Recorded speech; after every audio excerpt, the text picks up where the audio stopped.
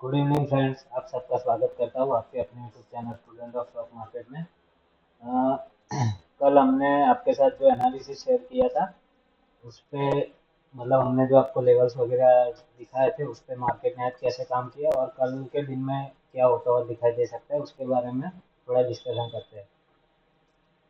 आज बैंकेक्स की weekly expiry थी। सबसे पहले बैंकेक्स या फिर बैंक निफ्टी का एनालिसिस करते हैं, फिर बाकी सारे इंडेक्स का आगे देख लेते हैं, ठीक है। कल मैंने आपको बताया था कि मार्केट अगर जो अपना वीकली लेवल मैंने आपको कल बताया था 51,466 ये जो लेवल है इसके ऊपर इसके ऊपर निकलता है और ऊपर सस्टेन होता है, फिर ऊपर का मूवमेंट धीरे धीरे मार्केट ऊपर जाता हुआ दिखाई दे सकता है। और आप देखेंगे जब मार्केट आज ओपन हुआ तो पहली 5 मिनट की कैंडल यहाँ से एक सेल ऑफ थोड़ा गैप गैप अप ओपन हुआ, बाद में यहाँ से एक सेल ऑफ आता हुआ दिखाई दिया। मतलब 5 मिनट में थोड़ा आइडिया लग गया था कि मार्केट साइडवेज या फिर नीचे की साइड की मूवमेंटम दिखा सकता है, ठीक है।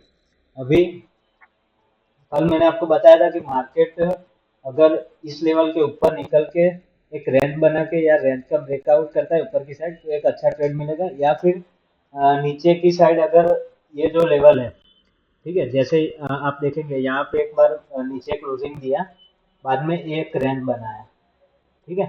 पर रेंज के नीचे की मतलब रेंज के नीचे कोई ब्रेकआउट या उसके नीचे सस्टेन होता हुआ या कोई बड़ा ब्रेकडाउन नीचे की साइड दिखाई नहीं दिया। तो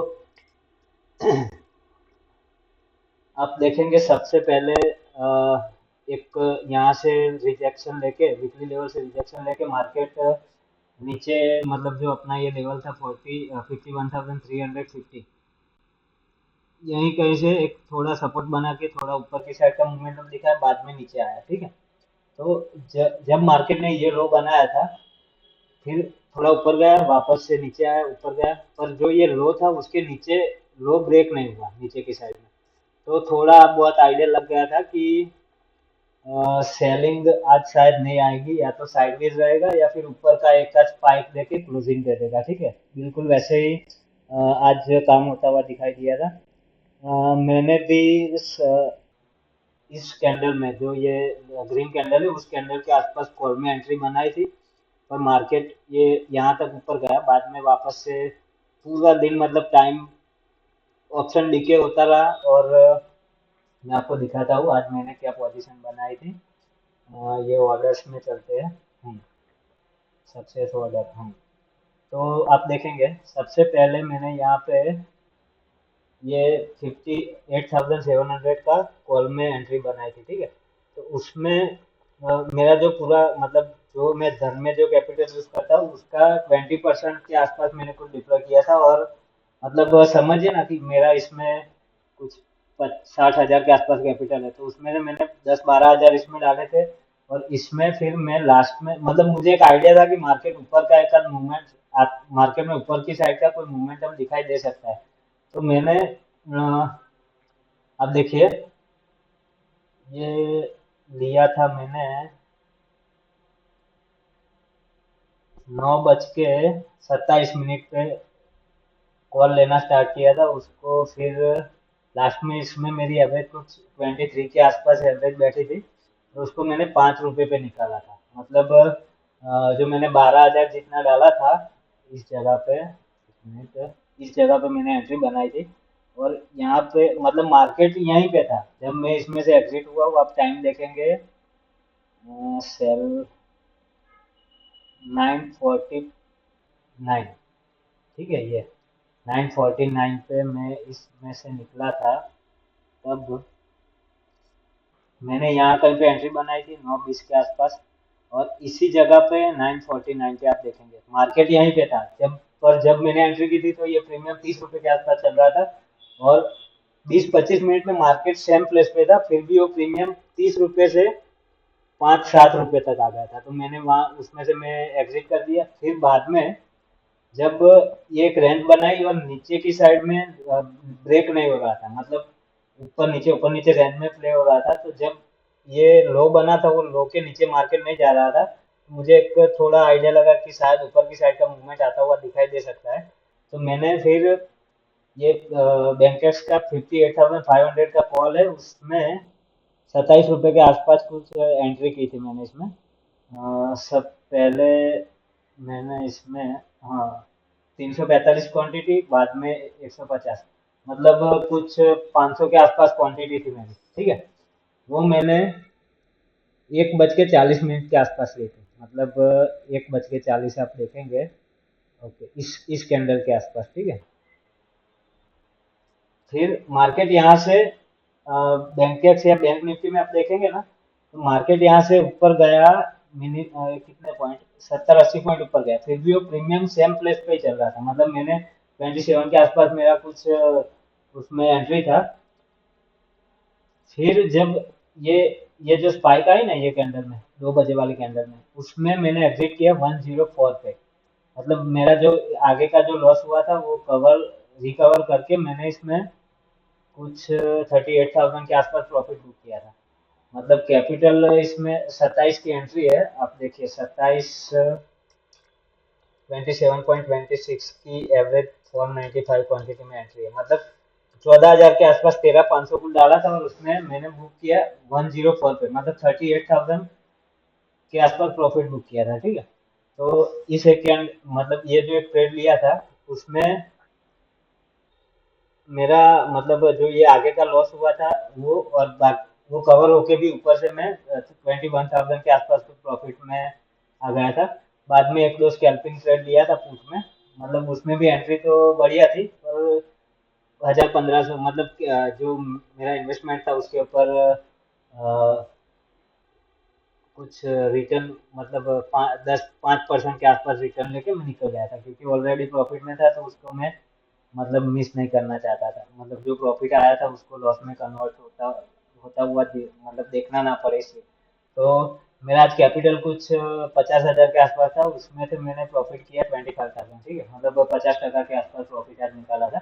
पर ये जो टाइम स्पेंड हुआ था ना उसमें पूरा, मतलब कैपिटल, सॉरी, ये जो टाइम स्पेंड हो रहा था मार्केट में, ये जो रैंक बनाई थी उसमें प्रीमियम पूरा, मतलब 50 रुपये वाला प्रीमियम 5 रुपये तक आ गया था, और बाद में उसने 5 रुपये से स्पाइक लगाई, वो 200 रुपये तक गया।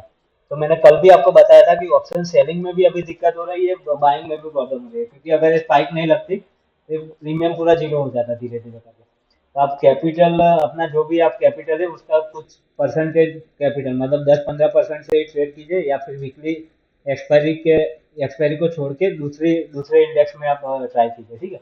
अभी कल के दिन में कल मैंने आपको बताया था कि दिल्ली में 50% का रिट्रेसमेंट लेवल है, ये 51,500, ठीक है। तो इसी जगह से आज मार्केट ने वापस रिजेक्शन दिया था, ठीक है, यहाँ से रिजेक्ट होके, और फिर वापस से 51,300 से सपोर्ट लेके थोड़ा ऊपर का मूवमेंट, मतलब अभी कोई प्रॉपर क्लियर कोई डायरेक्शन नहीं दिखाई दे रहा है। दिन पूरा दिन एक रेंज में चलता है, और एक आध कैंडल में एक स्पाइक दे देता है, ठीक है। तो अगर कल मार्केट 51,300 के नीचे जाता है और नीचे सस्टेन होता है, या फिर एक रेंज बनाता है, ठीक है, और वो रेंज का ब्रेक डाउन होता है नीचे की साइड, समझो कि यहाँ कहीं पे ओपन हुआ, नीचे गया, फिर इस लेवल को रिटेस्ट किया, फिर वापस से एक रेंज बनाता है ऐसे, ठीक है, और रेंज का नीचे की साइड ब्रेक डाउन होता है, तो 51,300 का एसएल डाल के हम ट्रेलिंग एसएल के साथ पुट में या फिर डाउन साइड की, मतलब फ्यूचर सेलिंग में एंट्री कर सकते हैं। और ऊपर के साइड भी सेम ही रहेगा, अगर मार्केट 51,500 के ऊपर सस्टेन रहता है मिनिमम 30 मिनट के आसपास, मतलब 5 मिनट की 7-8 कैंडल ऊपर सस्टेन रहती है, और उसका जो रेंज बनता है उसकी रेंज की ब्रेकआउट होता है ऊपर की साइड, तब हम 51,450 का एसएल डाल के ट्रेलिंग एसएल के साथ कॉल में एंट्री कर सकते हैं, ठीक है। अभी सिंपल ही है, आप देखेंगे विक्स आज, इंडिया विक्स भी आज मतलब उतना कुछ, विक्स आप देखेंगे अभी विक्स का 14 के आसपास कुछ चल रहा है। तो जब तक विक्स 15-16 के आसपास नहीं जाता है, तो मतलब वो एक रेंज में, मतलब ऑप्शन सेलर के लिए अच्छा रहेगा, क्योंकि जब भी विक्स 15-16 के नीचे रहता है तो मार्केट में उतनी वॉलेटिलिटी दिखाई नहीं देती है, ठीक है। और विक्स भी एक सपोर्ट, मतलब ये देखिए जो पूरा रेंज बना था उसके ऊपर निकला है अभी, अगर कल या फिर आने वाले टाइम में ऊपर की साइड का मोमेंटम वीक्स दिखाता है तो मार्केट में चांसेस है कि वॉलेटिलिटी थोड़ी थोड़ी रह सकती है और नीचे की साइड का मोमेंटम आता हुआ दिखाई दे सकता है। अगर सेलिंग आता है, जैसे मैंने आपको अभी बताया, जो मैंने ट्रेड किया था वो किस बेस पे किया था कि अगर आप समझिए कि अगर सेलिंग आना होता ना तो ये रेंज बनता ही नहीं। ये जैसे ये वीकली लेवल के नीचे क्लोजिंग दिया, ये लेवल को रिटेस्ट किया और बाद में तुरंत ही एक या दो कैंडल में ये ब्रेक करके नीचे चला जाता। तो उस वजह से जब आप पास्ट में भी आप देख सकते हैं, जब भी रेंज बनाता है ना मार्केट, तो मोस्ट प्रोबेबली वो ऊपर की साइड का मूवमेंट दिखाता है। ठीक है, तो सेलिंग के लिए हमें प्रिपेयर रहना पड़ेगा। अगर मार्केट 51,300 के नीचे बैंक निफ्टी अगर निकलता है तो मतलब 51,300 के नीचे जाते ही थोड़ी बहुत क्वांटिटी ऐड कर सकते हैं और वापस से जब रिटेस्ट करने आता है या फिर रेंज बनाता है तो उस रेंज में हम थोड़ी बहुत एवरेज करके 51,350 के आसपास का एसएल डाल के, मतलब देखिए कि अगर हम ये 51,300 के आसपास यहाँ कहीं एंट्री करते हैं पुट साइड में तो हमारा एसएल तो यही रहेगा। ठीक है, 51,350। और हमारा पहला टारगेट मिनिमम ये टारगेट तक हम आराम से मतलब 1:3 के आसपास का टारगेट आता हुआ दिखाई दे सकता है। मतलब 51,300 से 51,100, मतलब 60-70 पॉइंट के एसएल के सामने 200-250 पॉइंट का टारगेट आता हुआ दिखाई दे सकता है। ठीक है, अभी कल फिन निफ्टी की एक्सपायरी है, उसके बारे में थोड़ा देख लेते हैं क्या पॉसिबिलिटीज है। और आप सबको पता है कि ट्रेडिंग एक मतलब एक प्रिडिक्शन का गेम है। ठीक है, आप कुछ प्रिडिक्ट करते हो और आपका अगर प्रिडिक्शन गलत होता है तो आप अपना जो एसेट प्लान किया है आपने दिन का वो लेके आप फिर निकल जाते हैं। वैसे ही मतलब अगर सेलिंग या बाइंग कुछ भी आपने जो भी प्लान किया है उसके ऊपर आपको रिएक्ट तो करना ही पड़ेगा, क्योंकि कभी कभी क्या होता है जैसे यहाँ पे आज मैं सोच रहा था कि ऊपर जाएगा ऊपर जाएगा, पर अगर कॉल में एंट्री नहीं करता तो ये जो कैंडल बनी थी उसका मुझे बेनिफिट मिलता ही नहीं, मैं देखता ही रहता कि 10 वाला प्रीमियम 200 चला गया, पर वो मैं देखता ही रहता। तो वो उससे क्या होता है फिर आपकी साइकोलॉजी मतलब गलत हो जाती है। फिर आप क्या करते हो, जब भी आप कोई भी आपके दिमाग में जो भी ख्याल आता है कि जैसे अभी ये होगा, तो आप तुरंत ये सोचोगे कि यार पिछली बार मैंने लिया नहीं था तो अभी ये मेरे हाथ से छूट जाएगा, मतलब वो फोमो बोलते हैं ना, तो फोमो टाइप का फिर आपका माइंड वो साइकोलॉजी हो जाएगा। ठीक है, तो आप जो भी सोचते हो अगर रिस्क मतलब ज्यादा है तो क्वांटिटी कम करके आप ट्रेड कर सकते हैं ना इसमें। वैसे ही इसमें आप देखेंगे फिन निफ्टी में भी कल सिंपल ही है। अगर मार्केट जो आज का क्लोजिंग है उसके नीचे, अगर इस लेवल के नीचे जाता है 23,650 के नीचे, तो सॉरी 23,635 के नीचे, ये जो अपना लेवल आपको मैंने बताया हुआ है उस लेवल के नीचे अगर निकलता है तो आप देखेंगे कि ये जो गैप भी फिल हो गया है। ठीक है, मतलब ये गैप था वो तो मार्केट ने फिल कर दिया है, तो डायरेक्टली हमें इस लेवल तक का टारगेट आता हुआ दिखाई दे सकता है। मतलब 23,630 के नीचे 23,500 तक, मतलब 120-130 पॉइंट के आसपास का टारगेट आता हुआ दिखाई दे सकता है। उसमें हमारा एसएल रहेगा 720, मतलब 1:2 के आसपास का ट्रेड प्लान हम कर सकते हैं। ठीक है, मतलब 60 पॉइंट का एसएल सामने हम 100-120 पॉइंट के टारगेट के लिए ट्राई कर सकते हैं। ऊपर की साइड सेम वही रहेगा। अगर मार्केट 23,750 के ऊपर निकलता है, मतलब इस जोन के ऊपर 23,760-70, ये जो जोन है अगर इसके ऊपर निकलता है और उसके ऊपर सस्टेन होके एक रेंज बनाता है और रेंज का ब्रेकआउट होता है, तो उसमें रेंज का जो लो है उसका एसएल रख के हम ऊपर के लिए ट्रेड प्लान कर सकते हैं। पर अगर कॉल कॉल साइड में आप एंट्री करते हो तो स्ट्रिक्ट एसएल के साथ काम करना पड़ेगा, क्योंकि मार्केट ऑलरेडी बहुत स्ट्रेच हो चुका है।